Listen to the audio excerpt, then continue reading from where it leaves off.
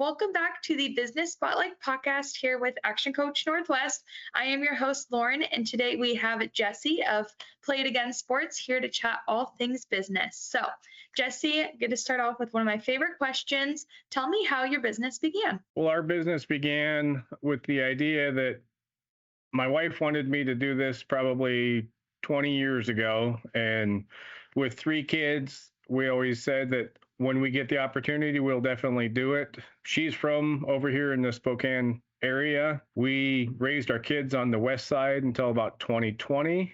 We moved over here, and then our youngest daughter just graduated high school at Ridgeline High School, and we decided, you know what, now is probably as good a time as any, now that we're not running from field to field and school to school to go chase sports and everything else, that this gives us the opportunity to move forward with it.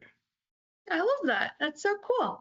So, if you had to start from square one in business, what would you do differently? If we were to start over, we probably would have made the jump a little bit sooner, with the idea that it's something that sports and youth sports is something that everybody does and everybody needs. I probably would have started in 2020, 2021 when we first moved over here, but being where we are now, we're in pretty good shape. So we appreciate the idea of starting when we did with the ability to have what we have now. That's awesome. And now, what have been some of your biggest learnings as an employer since you started in business? Our biggest learnings so far that we've come across have probably been that you better stay pretty fluid with your ideas and expectations, with the caveat that everybody is their own individual, whether it's employees or customers. And so it's really a matter of doing what works best for everybody as a whole. It's kind of a three-part. You need employees, you need customers, and you need to be able to do it yourself. And so that's kind of what we've found to be the most useful so far. Nice. And now, what are some common misconceptions about running a business, and how have you been able to address them? The biggest misconception we've come across has been that you need to know everything about your business before you start your business. And really what we've realized is you've got to be willing to learn anything about your business, as well as business in general, not just be an expert. And it's okay to not be an expert, be willing to learn, not just be willing to teach. Yeah, for sure. Now, I know you guys are still in your early phases, but what have you attributed your growth to so far? Our biggest growth has come from the fact that we're honest with people. We listen more than we talk, and we advise, we don't sell, right? In our business, people come in because they need some cleats on the way to practice, or they want to upgrade a bat, or they need to get better skis. And so we listen to what they want, not just tell them that this is the newest, coolest, greatest thing. This is what you need. And that's not necessarily what everybody needs. I love that. That's so cool. And that's important too. Now, this is another one of my favorite questions. How do you balance your personal life with the demands of running a business? I'll let you know when that happens.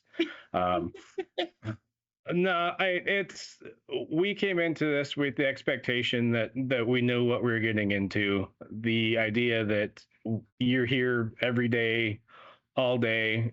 It better be a passion. You better not be in this for the money. It better be something that you want to do and you love to do.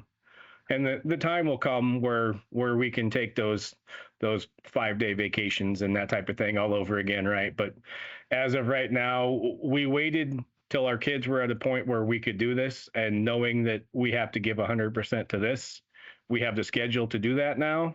So that's where we're at, is we are fully committed to this, knowing that family time, that free time will come again. It's just not now. That's so cool.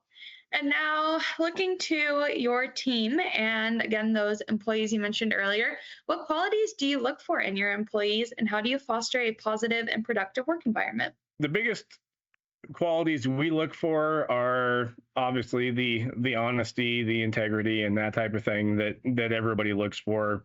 But I also look for employees that are able to teach me something. I don't know everything about everything, and I'll be the first one to tell you that. Uh, I like to listen. I like to have employees that are better at something than I am, so I can learn from them. I know the business side of things, and that's fine.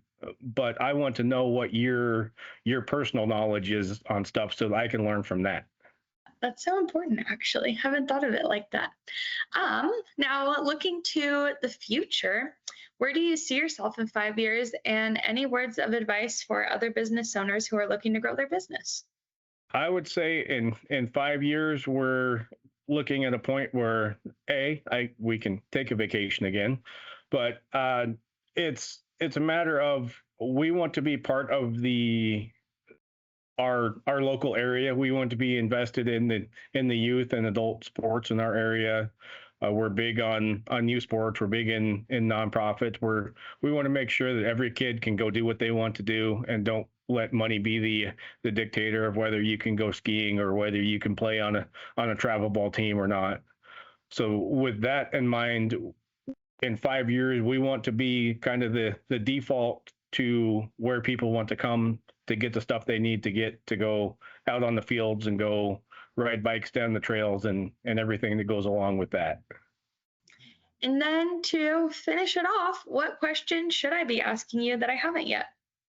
I would say that the biggest question that doesn't get asked is, are you doing this for the love and the passion or the money? If you're doing it for the money, you're doing the wrong thing, right? There is way easier ways to make money than owning your own business. I would say for the people that are in it to make the money, go stay with your 9 to 5 or your regular job. It's way easier. There's a ton of work involved on the front end, the back end, everything that goes along with it.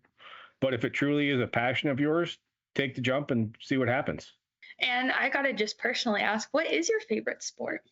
I am a diehard baseball guy. It's baseball, softball, that's what our entire life has been around, right? It's on the fields, whether it's playing, coaching, training, doing whatever, being a parent, rooting people on. That's I love the game of baseball, softball, and that's just if people know anything about me, they know that's where I'm going to be. Nice. That's so cool. Well, thank you so much, Jesse, for your time. And for all of our listeners, be sure to check out Play It Again below and come back for more of our business spotlights.